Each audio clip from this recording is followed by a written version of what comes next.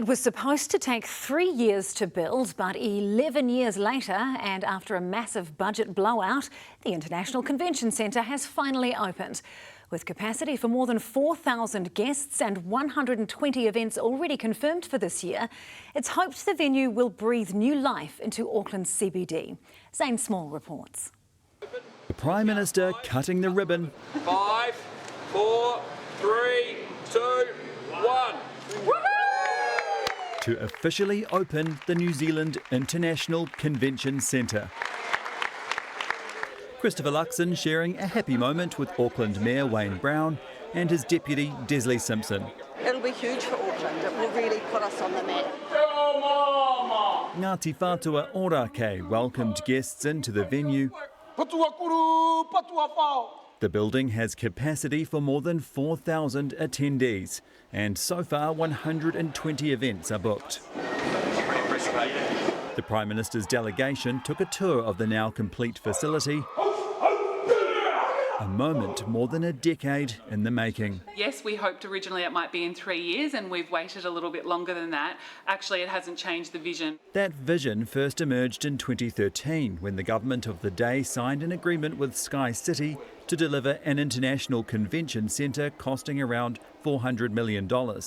In the end, it was more like $750 million, and the completion was significantly delayed by a major fire at the construction site in 2019. After years of construction and disruption caused by development of the City Rail link, it's hoped that the completion of the International Convention Centre will mark the beginning of a rebirth of Auckland's economy. The onflow of these visitors that are coming to events here can't be underestimated. Auckland's economic downturn also can't be understated. The city's unemployment rate is 6.4%, higher than the national rate of 5.4%. But the Prime Minister is confident the city's turning a corner. How are you? Are you well? Auckland's been through some tough years, right? I mean, what does this mean for the Auckland economy in particular? Yeah, look, I mean, the good news is that business confidence and consumer confidence has come back very strongly across New Zealand. When we look at the consumer confidence numbers, the great news is that Auckland is the strongest performing region now. The PM's optimism is somewhat reflected in results of a new MYOB survey of 500 companies. Auckland, we're seeing the number of businesses citing increases in revenue growing. A third of respondents are expecting a higher volume of work in 2026. However, a quarter say they have less in the pipeline than usual.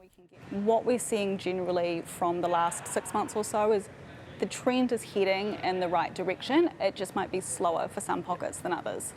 If it's more customers businesses need, then the new convention centre might just help to bring them here. This could add about $90 million a year to the Auckland economy alone. Cause for the city to celebrate a new international venue that's distinctly New Zealand. The Finance Minister has announced an independent review of the monetary policy response to the COVID pandemic. Nicola Willis says the review will help identify any lessons New Zealand can learn for future economic shocks. But already she's been accused of cynical politics by Labour. Our senior political correspondent Jenna Lynch joins us now. Jenna, why has Willis ordered the review now? Well, that depends who you ask. If you ask Nicola Willis, she says she's been busy with other priorities with the Reserve Bank, such as changing its mandate to a sole focus on inflation and refreshing the governments. If you ask Chris Hipkins, it is a cynical political move. The review is set to land in September, just weeks out from November's general election. Now, it is not unwarranted to look into the bank's actions. The decisions it made during the pandemic are still reverberating through the wallets of Kiwis as we speak. The bank did already complete a review of itself and conceded back then that it probably should have turned the money printer off sooner. But Willis said at the time that the report lacked credibility, they were marking their own homework, and promised to do her own independent review if she were in government as soon as possible. One could argue 3 years in is not as soon as possible. The government has ample opportunity to do this over the last 3 years, including through the Royal Commission of Inquiry when it expanded the terms of reference, but chose not to do so. We've seen how this government reacts when inflation goes down. They're very quick to claim the credit for that, but now it seems we are learning how they react when inflation starts going up, and that is start looking around for someone to blame. That comes at a cost. The review has $500,000 set aside for it, and the question still remains, if the answers are are so critical, why was this question not asked in 2024 or 2025? And the most glaringly obvious answer to that is neither of those years were election years. Okay, Jenna, thank you so much.